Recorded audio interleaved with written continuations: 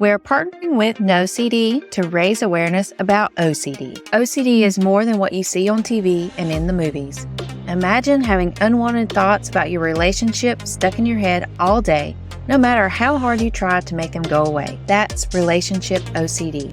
It comes with unrelenting, intrusive images, thoughts, and urges about your partner or loved one. Breaking the OCD cycle takes effective treatment. Go to NoCD.com to get evidence-based treatment. All right, welcome to this week's episode. We're going to be talking more about OCD and some lifestyle changes you can make on your own to help improve your symptoms, to help improve the anxiety. From the articles, information, and just things I overhear from people, it sounds like there's a lot of folks who feel like therapy is not for them, or they feel like therapy is only for people who have severe mental health diagnoses, symptoms, etc.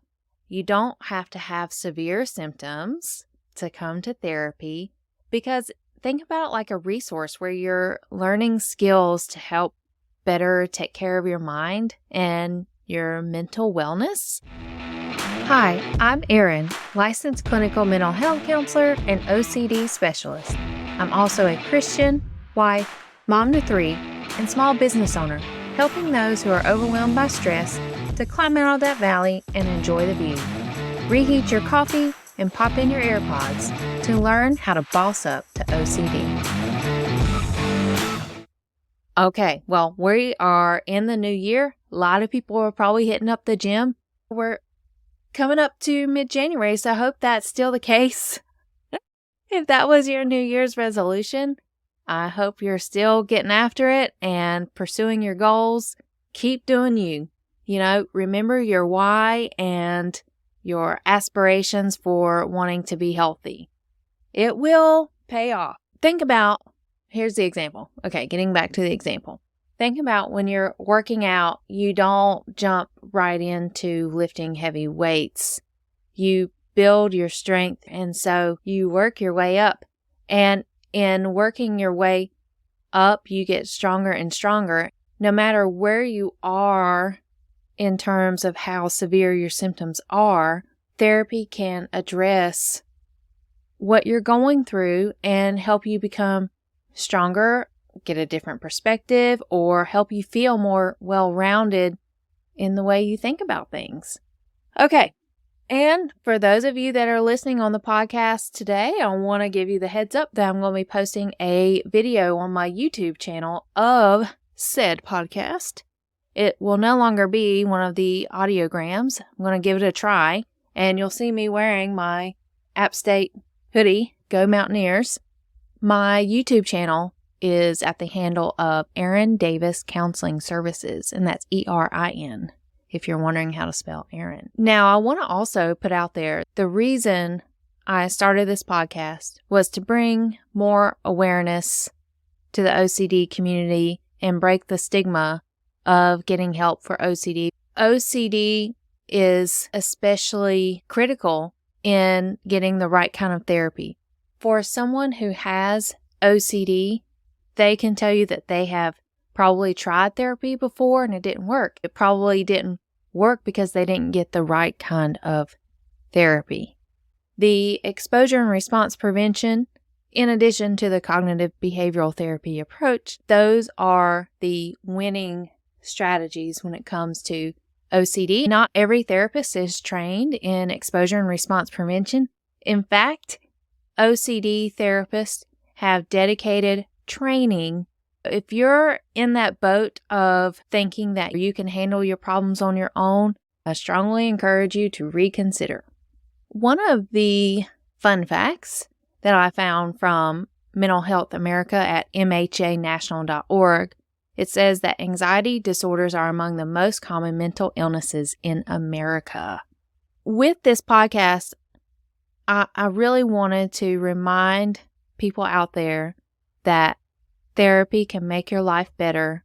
Getting the right therapy is super important, especially someone with OCD. You can't go to just any therapist. You may have heard this from other OCD people where they've gone to therapy and it was harmful because the therapist was not trained in OCD and they accidentally made the obsessions worse. I'm super proud to be sponsored by NoCD. Their organization really aligns with my values and trying to get help for the people who need OCD therapy. Even the CEO of NoCD suffered from OCD himself and didn't start out with an OCD therapist in the beginning because a lot of times, and this may have been the case for just about anyone, once you're experiencing this anxiety or these intrusive thoughts, you're not sure where to turn. You think, I just need to go to therapy. It's kind of like, the car mechanic. You don't know what's going on with your car, but you see a light come on and you need to take it to the shop and let the shop figure it out. Hopefully, if you are to show up at any therapist's door and you are experiencing OCD and these intrusive thoughts and the compulsions, etc., they can refer you to an OCD specialist. It can happen where you work in conjunction with an OCD specialist and maybe a marriage counselor, for example. So you're not limited to just one therapist. I know there's probably a lot of debate on that, but you can have more than one therapist depending upon the specialty. But let's not overcomplicate it. It already feels complicated when you have OCD. I wanted to have this podcast to really ensure that people are aware that there are dedicated professionals out there who treat OCD. So I got a video from a friend the other day, and it was a reel about these OCD therapists really broadcasting and being theatrical about ERP. It was cute video. With this podcast, it's going to be different than what I saw in that reel. In that reel, I saw their examples of exposures. Got it? Yes. Some of those examples I have done myself in order to serve the client, help the client reach their treatment goals. But I will say it's also very triggering just to watch these exposures that they put on the reel because it seems very extreme. And yes, whenever you get into exposure and response prevention exercises, it can feel extreme, but you're not going to jump to those extreme measures from the very beginning. When I was watching that reel, I thought, how would I sign up for a therapist that made me feel like so trigger alert, let me put that out there. How can I work with a therapist that's going to make me eat food off of a toilet seat? Yeah. Okay. Now, I have eaten food off of a floor with a client, several clients, in fact, in order to help them reduce their compulsions and their obsessions, right? But with this podcast, bottom line is I want it to feel inviting that you can come to therapy no matter where you are in your journey. You are not going to jump straight to those extreme measures of exposures. That's the kind of approach I take with clients when we're doing therapy is we are collaborating on what feels safe and where you can challenge yourself. You will feel more comfortable in being challenged when I am there with you. I want this podcast to be a guiding light for people who are looking for therapy or intrigued or on the fence about therapy and help get you one step closer to scheduling a consult. All right, let's get into the meat and potatoes of today's discussion. All right, so for those of you that feel like you can handle your OCD on your own, or even if not, I think it's always helpful to kind of learn about how food can benefit us. We're in that new year, new you mindset. A lot of people may be on said diet at this time, but really I like to think about it as a lifestyle choice. So you're making small changes along the way to benefit your life in the long run. The reason that I wanted to emphasize the diet changes today is because that is within your control right now. I can't control if you pick up the phone or submit a form to sign up for an appointment, but hopefully you can go to the grocery store or you can read one of the books I'm going to recommend and start making some changes today. It can happen, absolutely can happen, where you make these changes on your own and see a lot of improvement in your symptoms. Let me put this disclaimer out there while I'm ahead of the game that I am not a doctor, nor a nutritionist, nor a dietitian. I highly recommend that you always check in with your doctor before making any diet changes or adding any supplements or vitamins, etc.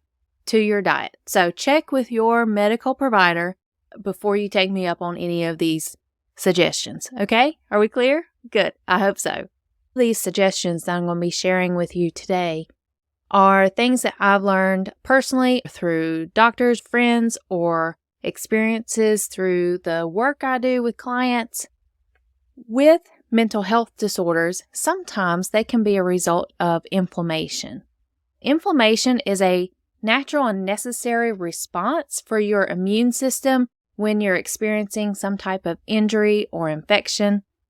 However, if we have some long-lasting chronic inflammation, that can start to create health issues like heart disease, diabetes, autoimmune disorders. Autoimmune disorders are rapidly growing and are a very big problem for a lot of women especially. But surprisingly, our food choices can very much contribute to inflammation. Yeah. It can also help. It can go both ways. And first, I'm going to talk about the foods that particularly add to the inflammatory response. So let's talk about those for a second. First of all, processed foods, which is most of what we get from fast food restaurants and even the grocery store. With processed foods, they are one of the primary culprits behind inflammation. They normally contain unhealthy fats, refined sugars, artificial additives. Yuck. They can disrupt your nutrients and the balance within your body. All right, some examples of processed foods includes chips, sugary snacks, and prepackaged meals, so like frozen meals. Yeah, they can disrupt your gut health. Second is refined sugars. With an excessive amount of refined sugars, you normally find excessive sugar in soft drinks, candy, pastries. They're all linked to chronic inflammation. High sugar intake, it leads to this release of pro-inflammatory chemicals. It not only increases your risk of chronic inflammation, but also increases your risk of slowing down your metabolism or having metabolic problems. All right, number 3, trans fats. Trans fats are commonly found in fried foods and commercially baked goods. They are notorious for giving you inflammation. These fats not only contribute to heart disease, but they also trigger high levels of inflammatory markers in your body. If you were to get blood work done, your rheumatologist or even your primary care, obviously, can see those inflammatory markers. But a rheumatologist, if you don't know, a rheumatologist is someone that looks at inflammation in the body and looks at connective tissue diseases like fibromyalgia, for example. Okay, number 4 on the inflammatory list is dairy products. Even though dairy is rich in calcium and protein, certain people may experience inflammation. It seems like the older we get, the less tolerable we are to dairy. Some people may be lactose intolerant or allergic to the milk or the proteins in milk. There can be a lot of digestive issues, and then, of course, the inflammation part. A lot of my teen clients have mentioned that dairy seems to cause more acne for them. So there's something to be said about dairy.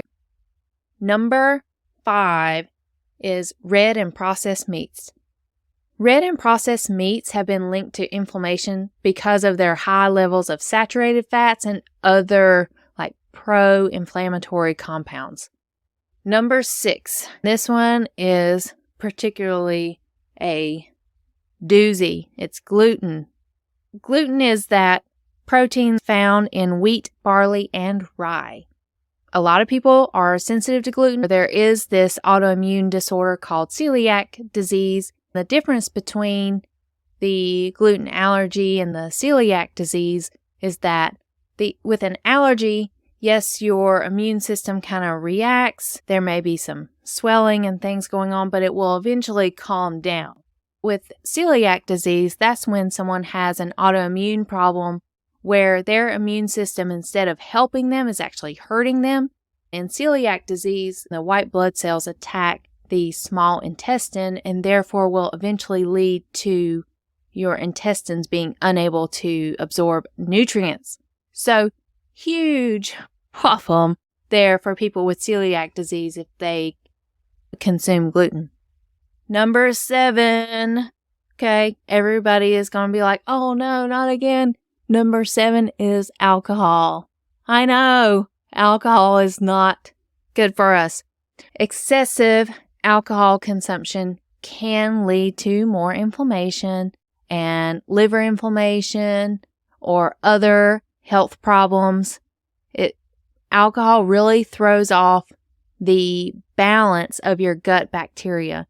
There's a lot of research and discussion going on now about the mind-body-gut connection because research is showing that there is a huge correlation between a healthy gut and a healthy mental well-being. From another one of the articles I've read is when you have a healthy gut, you are able to produce serotonin. Serotonin is one of those happy feeling endorphins that we get. People with depression lack serotonin. Let's say you go to a psychiatrist or your primary care doctor and they give you an antidepressant, which we call an SSRI. They give you an SSRI, which is a selective serotonin reuptake inhibitor. What that does, I'm just breaking it down in simple terms here, okay? Not a psychiatrist, I'm not a medication provider, but that antidepressant will grab the serotonin and re-up it, bring it right back up to your brain for the use of feeling better. But if you're not making serotonin to begin with, there's nothing to re-up, and therefore that's why the antidepressant does not work. So, it's amazing the connection between the mind and the body. We're partnering with NoCD to raise awareness about OCD. OCD is more than what you see on TV and in the movies. Imagine having unwanted thoughts about your relationship stuck in your head all day, no matter how hard you try to make them go away. That's Relationship OCD. It comes with unrelenting, intrusive images, thoughts, and urges about your partner or loved one. If you think you may be struggling with relationship OCD, there's hope. NoCD offers effective, affordable, and convenient OCD therapy. NoCD therapists are trained in exposure response prevention therapy, the gold standard treatment for OCD. With NoCD, you can do virtual, live face-to-face video sessions with one of their licensed specialty trained therapists. It's affordable and they accept most major insurance plans. Breaking the relationship OCD cycle takes effective treatment. To get started with NoCD, go to nocd.com/savage. We've talked about the foods that cause inflammation. Let's talk about foods that are anti-inflammatory, the foods that bring down inflammation. They can help you with your immune response, reducing that inflammation, supporting a healthy gut, and incorporating these foods into your diet can help positively boost your digestive health and mental health. So it's a win-win. First item on the list that helps with inflammation is fatty fish. So we're looking at omega-3s, This type of nutrient is found in fish like salmon, mackerel, and sardines of all things. Salmon is amazing. Really makes me want some sushi. These are essential nutrients to help reduce inflammation and support the production of the neurotransmitters like serotonin, which again plays a key role in regulating your mood. Next are berries.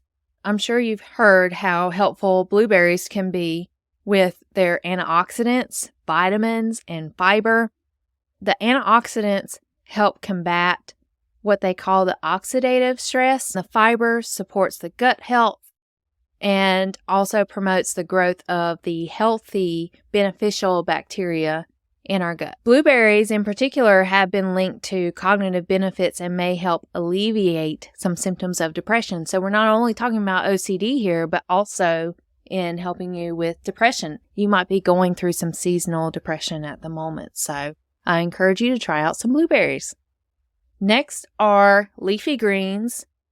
With the dark leafy greens like spinach and kale, they are super rich in vitamins, minerals, and nutrients that help with the healthy gut.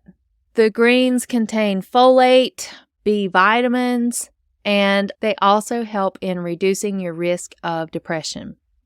Number 4 is turmeric. Turmeric, it's that orange spice you find on a lot of Indian, Asian food. Turmeric and curcumin are anti-inflammatory agents. They help the body with both the gut and mental health benefits. Curcumin has been shown to manage symptoms of mood disorders as well. Turmeric is super powerful with its anti-inflammatory benefits. Number 5, probiotics. You can find probiotics in a supplement form, or you can also find them in yogurt. With probiotics, they support gut health. A healthy gut microbiome is crucial for maintaining your overall well-being and mental health. All right, I'm going to throw in another tip here. This one is called L-theanine.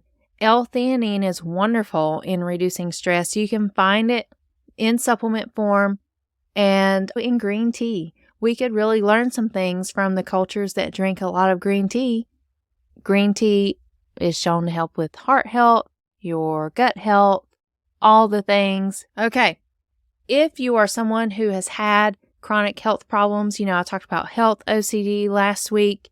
Let's say you are truly and legitimately going through some undiagnosed or symptoms that are hard to pinpoint a root cause. I encourage you to seek out a functional medicine doctor. You can go to ifm.org. A functional medicine doctor is someone who doesn't just give you a pill for a symptom.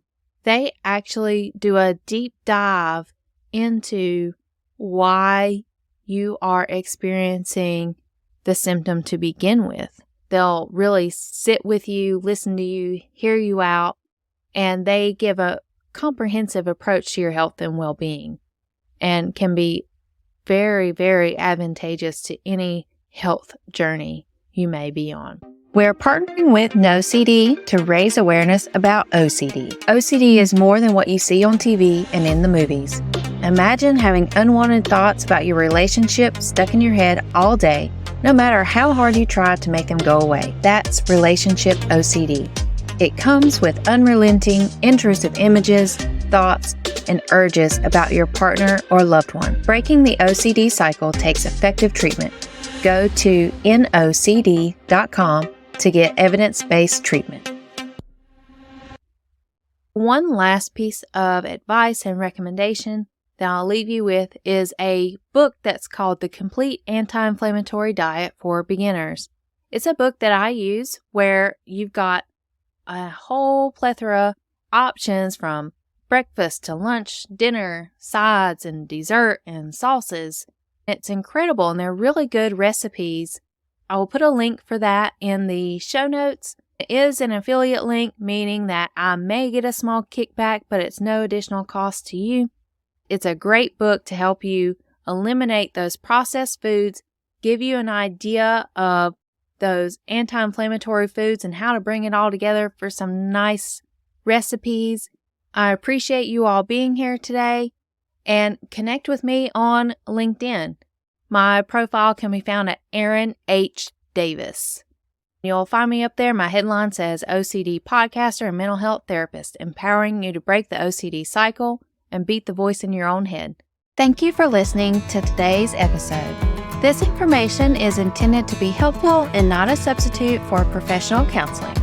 Before you go, kindly leave me a 5-star review and check out the links in the show notes to see the products that can make your small business dreams happen. Take care and see you next time.